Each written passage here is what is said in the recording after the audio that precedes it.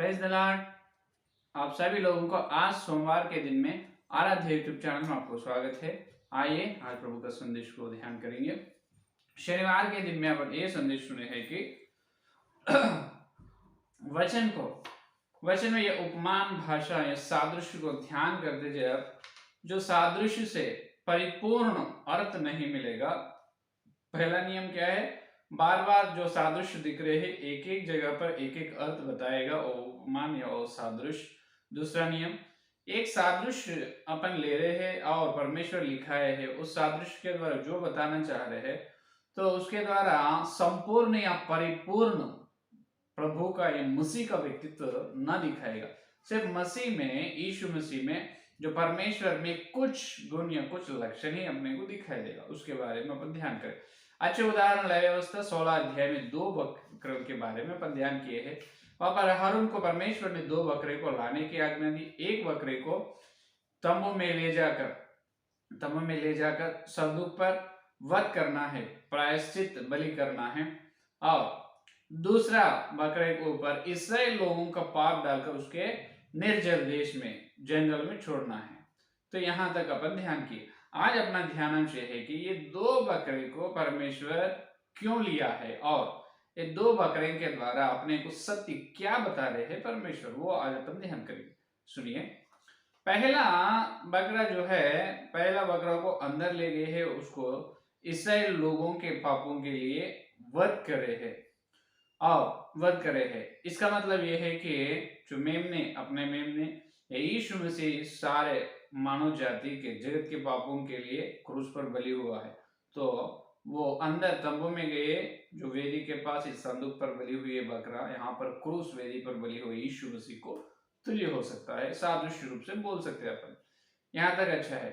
लेकिन दूसरा बकरा जो है उसके ऊपर भी इस्राएल लोगों का पाप उसके ऊपर डालना है, और वो बकरा जो इस्राएल पापों को ले उठाकर जंगल में चले जाना है। ये कहां तक सत्य है? इसमें भी ये भी यीशु मसीह का तुल्य है, क्योंकि देखिए यहाँ पर 2 बकरे में एक सारे पापों के लिए वेदी के पास संदूक पर बलि हो रहे हैं, वो यीशु मसीह का तुल्य होता है। और एक बकरा यीशु मसीह का तुल्य कैसा हो सकता है? इसीलिए हो सकता है कि परमेश्वर पाप को मानने वाला नहीं, परमेश्वर पाप को स्वीकार करने वाला नहीं, परमेश्वर को पाप घृणा है। क्या है? घृणा है। तो इस्राएली लोग पाप करते, जब पाप करने के बाद उन्होंने जो पशु या पक्षी को हारून के पास लाते थे, जब उन्होंने वध करते थे पापों के बारे में, इस्राएल लोगों के पाप के बारे में, जब वध करने के बाद उनके पाप पूरा किधर गए? क्या अदृश्य हो गए? क्या अब इस्राएल लोग पाप किए तो उनके लिए पश्चाताप के रूप में एक बकरा को लाए, वो बलि हुआ है। तो अब इस्राएल लोगों का पाप किधर गए? पूरा अदृश्य हो गए? पूरा नहीं, पूरा पाप मिट गए क्या? बिल्कुल नहीं। अभी देखिए, वो पाप पूरा तंबू में चले गए हैं। कहां पर? तंबू में चले गए हैं। इसीलिए अभी देखो इस्राएल लोगों के ऊपर से बलि करने से वो पाप तंबू में चले गए। अभी तंबू में चलने के बाद क्या होता है? साल को एक बार तंबू में चले गए हैं, साल को एक बार कब? 7वां महीना 10वां दिन, 7वां महीना 10वां दिन, जब क्या करते हैं? प्रायश्चित दिन, जो प्रायश्चित दिन के उस दिन में, प्रायश्चित दिन साल में 7वां महीना 10वां दिन में, साल को एक बार प्रायश्चित दिन, ये एक पर्व दिन है इस्राएल लोगों को ये एक त्योहार है। पूरा 7 त्योहार परमेश्वर ने इस्राएल लोगों को नियुक्त किया है। उसमें 6 का त्योहार यह है कि प्रायश्चित दिन का त्योहार। तो प्रायश्चित दिन जो आते हैं 7वां महीना 10 का दिन में, जब तंबू में जो पाप है, जब तक साल भर पूरा इस्राएल लोग किए हैं उनके द्वारा और बलि करे हैं, बलि करने के बाद इस्राएल लोगों से पाप उनके ऊपर से तंबू में चले हैं। अभी तंबू में पूरा साल भर पूरा जमा हुआ पाप जो है, ये पाप के लिए प्रायश्चित के दिन एक बकरा की जरूरी है। तब वो बकरा को लेकर ये साल भर पूरा जो तंबू में जमा हुआ पापों को उस बकरा पर डालकर उसको छोड़ देते हैं निर्जल देश में, जब वो जंगल में चले जाएगा। समझ में आ गई? साल भर पूरा तंबू में जमा हुए पापों को ये बकरा को लेकर उसके ऊपर डालकर उसको छोड़ते हैं निर्जल देश में।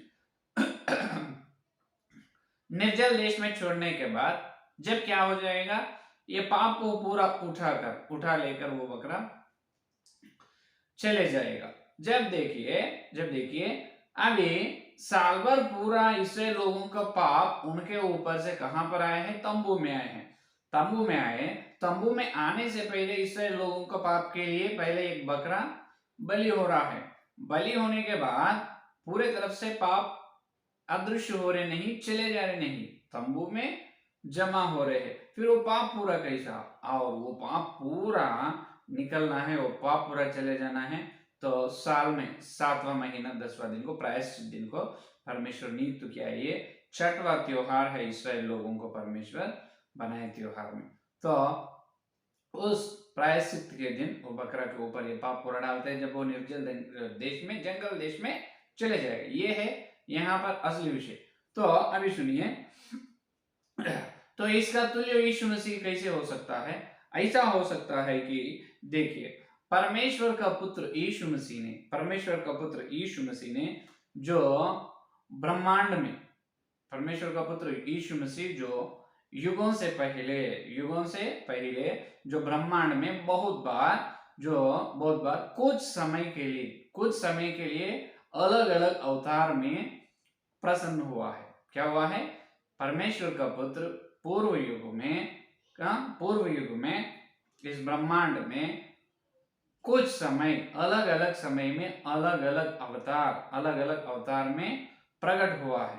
तो अभी देखिए, परमेश्वर का पुत्र यीशु मसीह जब अलग अलग अवतार में अलग अलग समय में जो प्रसन्न हुआ, वो अवतार पूरा अगम्य ज्योति में संरक्षा करे है पिताजी। क्या है? संरक्षा करे पिताजी। अभी देखिए, अब क्या होता है अभी, तो जब जो शरीर धारण कर, जब जो अवतार में यीशु मसीह ने प्रकट हुआ है एक काम के लिए, तो वो पूरा अवतार पूरा अगम्य ज्योति में परमेश्वर ने संरक्षा किए है। इसको क्या कहते हैं मालूम है? जब यीशु मसीह को जैसा बकरा ने सारे साल का पाप को बकरा उठाकर जंगल में ले चले हैं, उसी प्रकार यीशु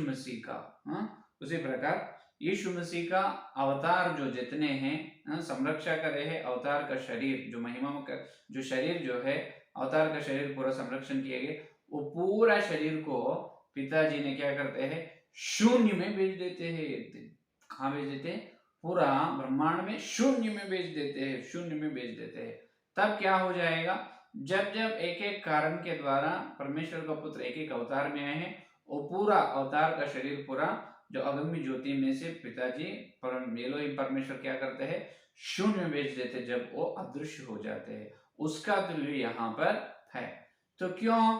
जब पूर्व युग में एक व्यक्ति का गलती नहीं, तो एक बार एक जगह पर एक स्थिति में काम करने के लिए परमेश्वर तात्कालिक जो अवतार में आए हैं, तो उस अवतार वो काम होने के बाद वही अवतार से अदृश्य हो जाता, वही अवतार शरीर अगम्य ज्योति में संरक्षा करते हैं एलोहिम परमेश्वर। तो वो काम होने के बाद और अब यहाँ पर प्रायश्चित दिन जो है 6वां त्योहार, उसी प्रकार नए नियम के लोगों को भी, अपने को भी 7 त्योहार है। अपने को अब ये प्रायश्चित दिन का त्योहार कब आते हैं? नारसिंग का त्योहार होने के बाद। 5वां त्योहार क्या है? नारसिंग फूंकने का त्योहार होने के बाद प्रायश्चित दिन का त्योहार आते हैं। तो नारसिंग फूंकने का मतलब क्या है? प्रकाशित वाक्य में लिखा गया है 7 नारसिंग फूंके जाए, आखिरी नारसिंग फूंकने के बाद कलीसिया को यीशु मसीह ले जाते हैं। तो यीशु मसीह का दिव्य आगमन होने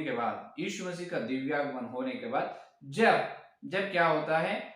प्रायश्चित दिन त्योहार जो नए इस्राएल लोग अपने जीवन में कहां पर? स्वर्ग में पूरे होते हैं। समझ में? इतना मार्मिक विषय है। समझ में? वहां पर तंबू में साल भर जमा किए पापों को साल में एक बार बकरा को लेकर उस पर डालकर जंगल में छोड़ रहे हैं। उसी प्रकार पूर्व युगों से कब जब जब जब पूर्व युगों में परमेश्वर का पुत्र यीशु मसीह का एक एक अवतार जो है एक एक समय में प्रसन्न हुआ है, प्रकट हुआ है, वो पूरा अवतार जो अगम्य ज्योति में एलोहिम परमेश्वर ने संरक्षण किए है।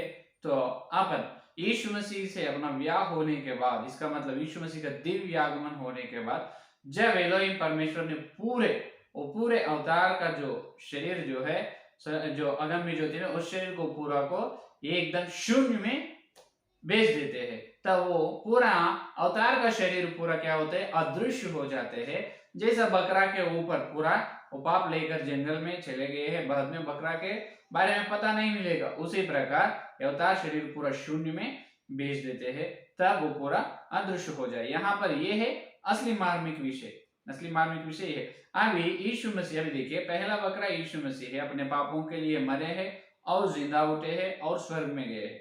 तो एक बकरा को यीशु मसीह का तुल्य लेने से बराबर नहीं हो सकता, वो सादृश्य नहीं होता है। बलि हुआ है वहां तक सादृश्य है, और एक बकरा जो और इस्राएल लोगों के पाप लेकर जंगल में चले गए, उसी प्रकार यीशु मसीह अपने लिए जो अवतार, जो मनुष्य मानव शरीर का धारण करके धरती पर आकर अपने लिए क्रूस पर बलि हुई, ये एक अवतार है।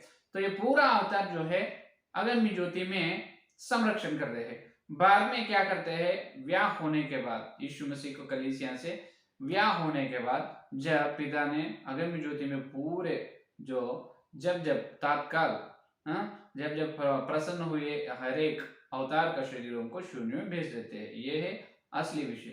तो अभी सुनिए, इसीलिए कभी भी ये एक सादृश्य का तुल्य बराबर यीशु मसीह नहीं हो सकता। इसीलिए आज तक आप ये दो बकरे का उदाहरण सुनना पड़े है या नहीं। एक बकरा को यीशु मसीह का तुल्य लेने से अच्छा है, और एक बकरा को शैतान तुल्य बोले है एलेन जी व्हाइट माता जी ने, तो पूरा गलत है।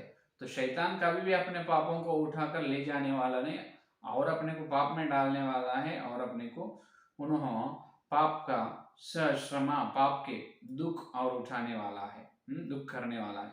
तो सुनिए, यहाँ पर एक सादृश्य, यहाँ पर दो बकरे मिलकर क्या बता रहे अपने को, यीशु मसीह की महिमा या व्यक्तित्व या उनके सेवकाई के बारे में, सेवकाई के बारे में बता, यीशु मसीह का व्यक्तित्व और जो काम करे वो यहाँ पर ये दो बकरे बता रहे। लेकिन पूरे तरफ से सादृश्य को लेकर पूरा यही यीशु मसीह है बोलना वो गलत है। यीशु मसीह यही है, बकरा ही यीशु मसीह, और कुछ नहीं। ऐसा पूरे परिपूर्ण अर्थ बोलना, परिपूर्ण रूप से सादृश्य को ही यीशु मसीह बनाना गलत है, झूठ है।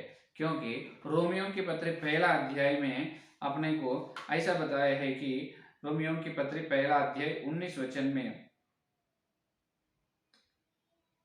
रोमियो की पत्री पहला अध्याय 19 वचन में अपने को जो मालूम होना है परमेश्वर के बारे में, वो मालूम करने के लिए ही परमेश्वर अपने को हमेशा यत्न करते रहते हैं। पहला अध्याय 19 वचन देखिए, पहला अध्याय 19 वचन देखो। इसीलिए कि परमेश्वर के विषय का ज्ञान उनके मनों में प्रकट है, क्योंकि परमेश्वर ने उन पर प्रकट किया है। देखो, यीशु मसीह जितना अपने को मालूम होना है एक उपमान या सादृश्य के द्वारा, उतना ही मालूम होता है।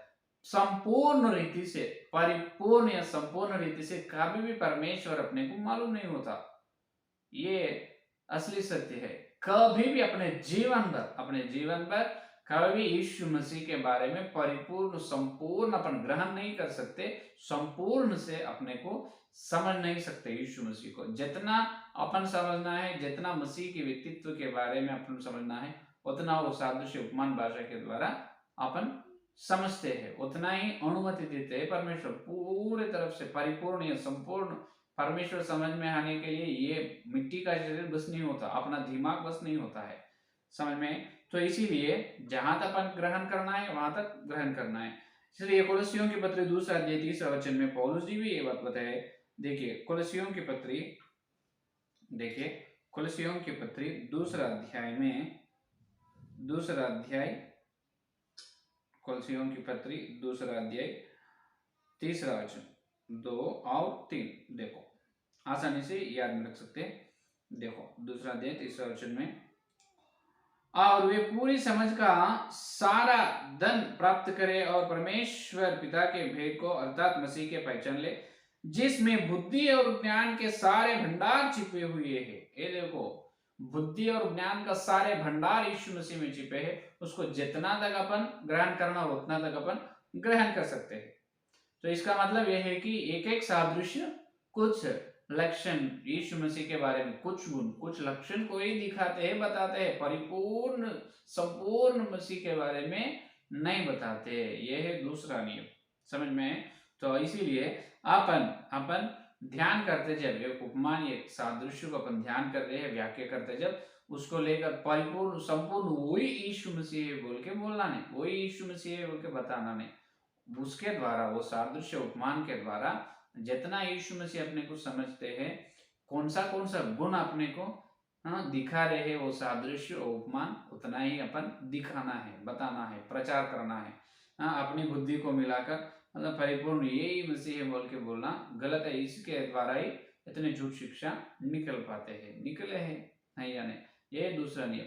और कल के संदेश में और उपमान को व्याख्या करते जब सादृश्य उपमान को व्याख्या करते जब तीसरा नियम क्या है कल के संदेश में सुनिए, ठीक है। यह है आज का संदेश। क्या है दूसरा नियम?